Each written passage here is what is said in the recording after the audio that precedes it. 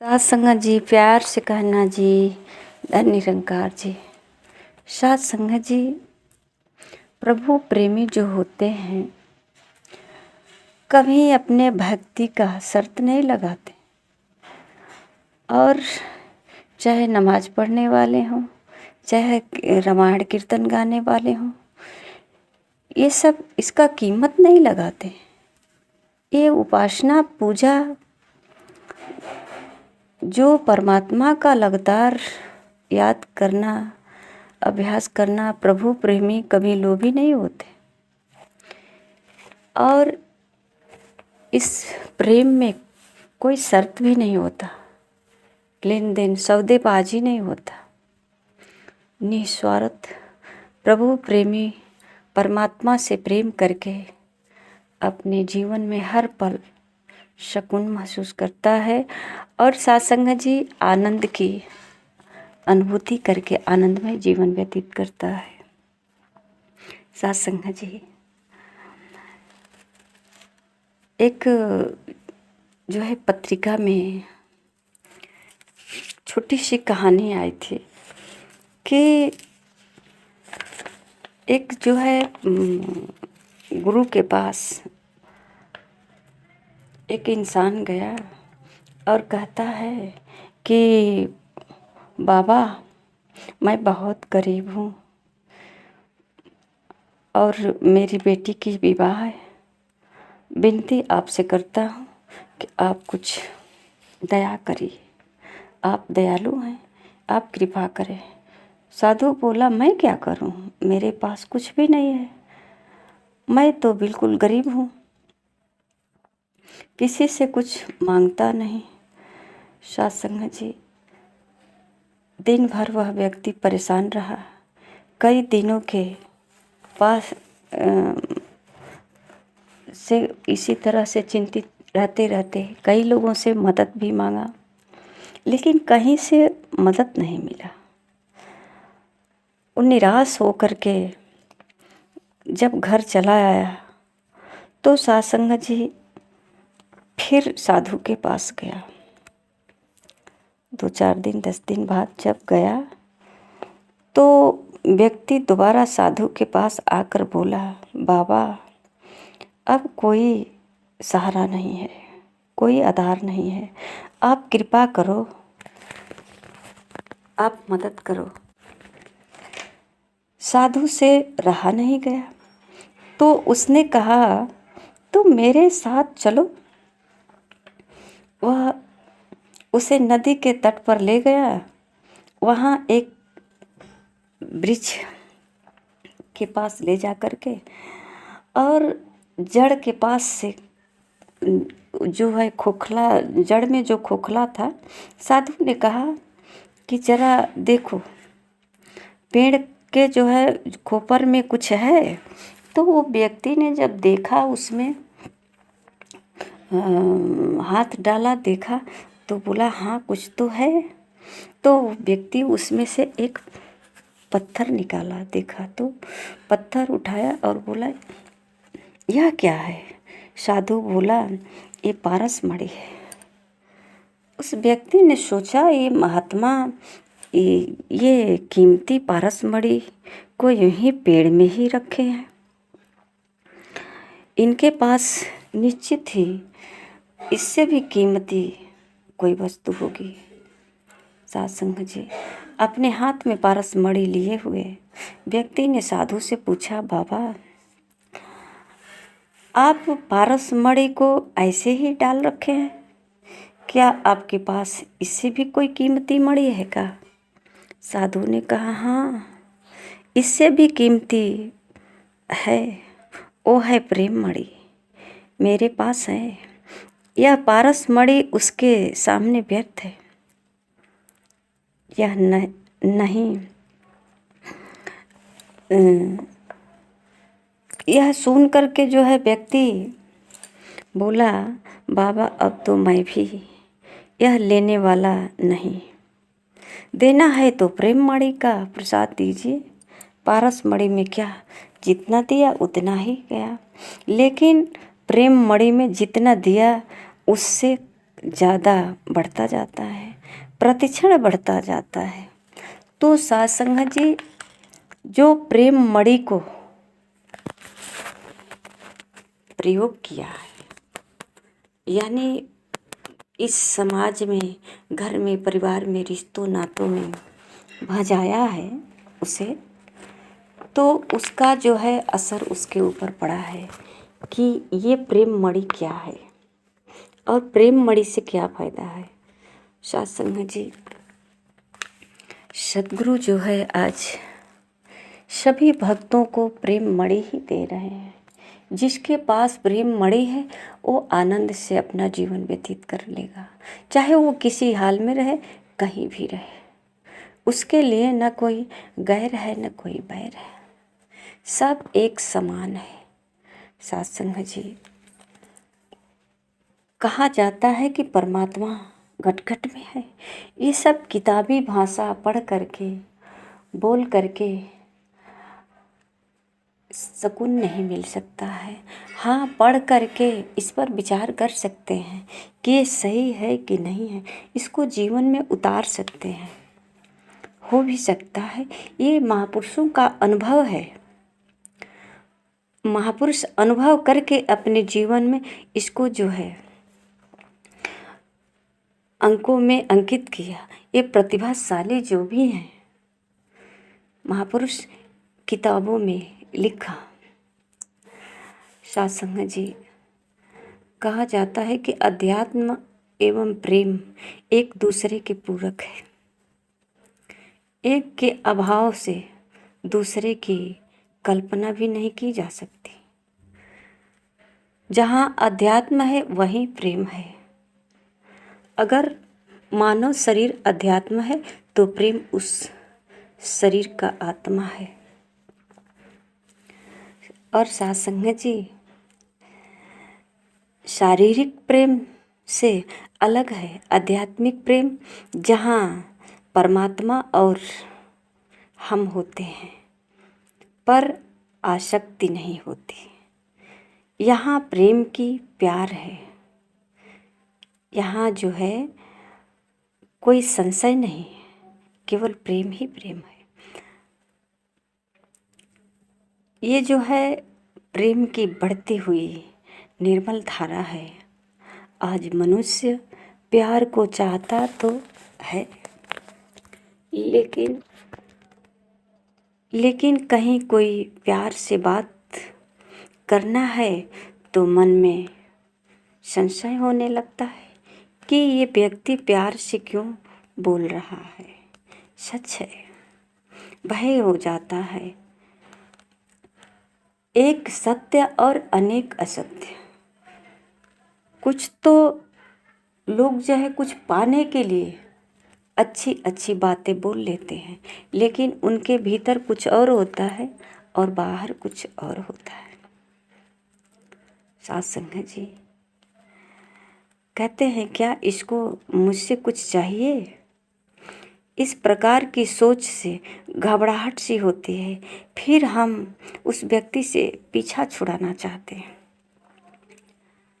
पर जहाँ ज्ञान है, पवित्र भावनाओं वाला प्रेम है, वहाँ व्यक्ति घबराता नहीं है, बल्कि आनंद का अनुभव करता है। इससे मन में शांति का वातावरण बना रहता है।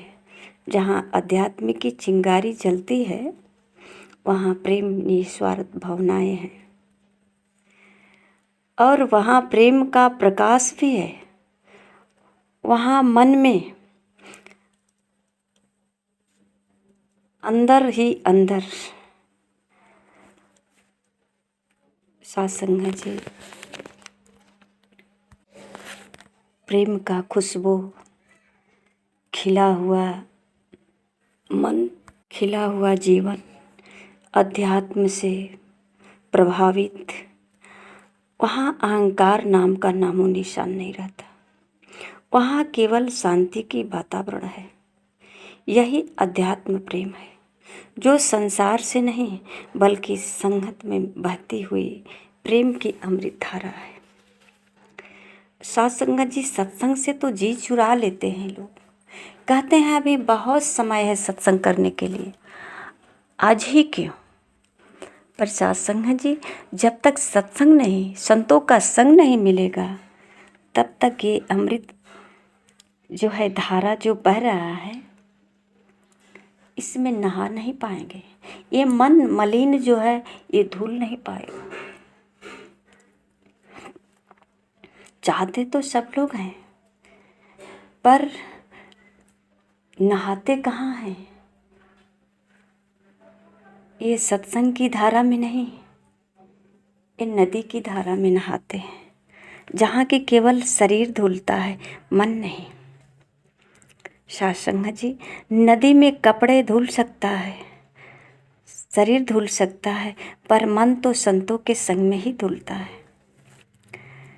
संतों के संग रहने से ही संतों का प्रभाव पड़ता है, संस्कार मिलता है और भावना बदलती है, आध्यात्मिक विचारधारा अपनाते हैं, ये जीवन में निखार आता है, ये सुखमय आनंदमय जीवन हो जाता है। सत्संग जी, प्रेम सोने को निखारने वाली आग की तरह है। सोना आग में तप कर निखरता है, सोने की तमाम गंदगी आग में जलकर समाप्त हो जाती है और बचता वही है जो बचने के लायक है। फिर उसमें एक विशेष चमक पैदा होती है। इसी तरह इंसान के अंदर प्रेम की सत्संग जी, जब प्रेम की लौ जल जाती है ना, तो प्रेम की आग से गुजरने के बाद हमारे अंदर का कचरा, काम, क्रोध, लोभ, मोह, अहंकार आदि जलकर समाप्त हो जाता है और बचता वही है जो बचने के लायक है। कहने का भाव कि सत्संग जी, विकार खत्म हो जाता है और जो सार्थक है, उपयोगी है, वह बच जाता है। पाप जल जाता है और पुण्य बच जाता है। यही वह प्रेम है जो हमें सत्संग से प्राप्त होता है। और सत्संग से लोग इतनी कतराते हैं, सत्संग से इतना भागते हैं। सच्चा प्रेम सत्संग में ही मिलता है। ये मन का मलिनता सत्संग में ही धुलता है। इस तरह स्पष्ट है कि जितना भी पाप है वह प्रेम की अनुपस्थिति में ही पैदा होता है। जैसे प्रकाश की अनुपस्थिति में घर के अंदर अंधेरा होता है, अंधेरे में तमाम जो है सांप, बिच्छू, छोटे मोटे कीड़े मकोड़े निवास करने लगते हैं। पर जैसे ही कमरे में रोशनी जलती है, सब सफाई वगैरह हो जाता है, धीरे धीरे सब भाग जाते हैं। इसी प्रकार सत्संग जी, मानव के अंदर सतगुरु का जब ज्ञान रूपी लौ जल जाता है, प्रेम की रोशनी, ज्ञान की रोशनी जब जल जाता है, तो हमारे अंदर विकारों का ठहराव नहीं होता। काम, क्रोध, लोभ, मोह तो यूं ही समाप्त हो जाता है। प्रेम होने पर मन के सारे विकार समाप्त हो जाते हैं। जीवन में केवल सकारात्मक भाव पैदा होने लगते हैं। परोपकार की भाव पैदा होता है, सबकी मदद का भाव पैदा होता है। सत्संग जी, इंसान को कहा जाता है ना कि इंसान बन जा। सब लोग देखते हैं कि शरीर तो इंसान का ही है, फिर भी कहते हैं इंसान बन जा, क्योंकि इसके अंदर इंसानियत नहीं होता है। तो सत्संग जी, जब संतों का संग मिलता है, गुरु जब इसके अंदर ज्ञान का लौ जलाता है ना, तो ये इंसानियत के रास्ते पे चल पड़ते हैं। और जहाँ सारा संसार अपना परिवार लगने लगता है, सब में एक ही परमात्मा, कोई पराया नहीं लगता। प्रेम एक ऊर्जा है। अगर प्रेम से उत्पन्न ऊर्जा से सृजन नहीं कर पाए तो सत्संग जी नयापन नहीं ला पाए, तो यह ऊर्जा विकारग्रस्त होकर हमारे विवेक को समाप्त कर देती है। सत्संग जी फिर शांति नहीं मिलती, बल्कि जीवन अभिशाप बन जाता है। कहने का भाव यह है कि प्रेम के अभाव में जीवन की ऊर्जा नकारात्मक रूप धारण करके जीवन को तोड़ती है, विवेक को समाप्त करती है। इस तरह प्रेम का अर्थ सृजन करना है। ऐसा होने पर हम किसी का दिल नहीं तोड़ते हैं, क्योंकि हमें एहसास होगा कि सभी मेरे अपने हैं। फिर यह एहसास भी होगा कि जिसको नुकसान पहुंचा रहे हैं वह नुकसान मेरा भी हो सकता है, मेरा अपना भी है। सत्संग जी इसी तरह प्रेम की पहली सीढ़ी है कि हम सभी के लिए मंगल की ही कामना करें। यह तभी संभव है जब हृदय में प्रेम का दीप जलेगा। ब्रह्म ज्ञान का केवल यह अर्थ नहीं कि हम केवल ब्रह्मा का शब्दों का रटन करें, शास्त्रों का रटन करें, पूजा पठन अपनी मन मर्जी का तमाम प्रकार का कर्म धर्म करें। मन में अज्ञान का अंधकार समाप्त कैसे करें?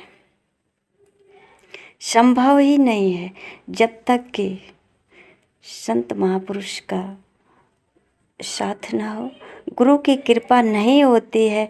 जब तक ज्ञान रूपी प्रकाश गुरु नहीं जलाता है, दीप दिल में नहीं जलाता है, तब तक सत्संग जी कभी ये जीवन आनंदमय प्रकाशमय नहीं हो पाता है।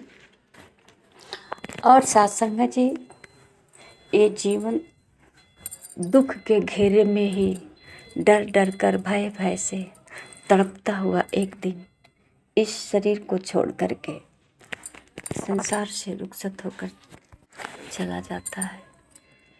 सत्संग जी अभी बहुत समय है, संतों का संग कर लें।